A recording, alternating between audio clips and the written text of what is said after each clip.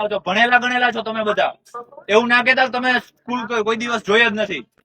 જુનાગઢમાં ગિરનારની ગોદમાં આ રીતે અમે દર રવિવારે સફાઈ અભિયાન ચલાવીએ છીએ.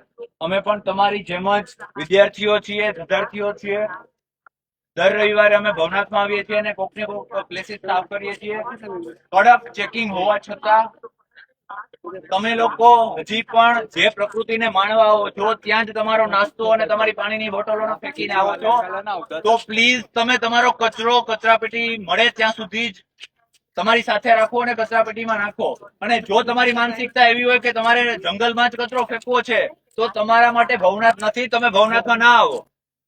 તમે તમારી મોંઘી ફોર વ્હીલોમાં મસ્ત પેકેટ્સ, ચિપ્સ, ડીશીસ લઈને આવો છો અને અમને જંગલમાં તમારા એ જ થાળીઓ મળે છે, એની અંદર સબ્જી હોય છે, એની અંદર રોટી હોય છે, એમને તમે મૂકીને વયા જાઓ છો. ભણેલા ગણેલા છો તમે બધા.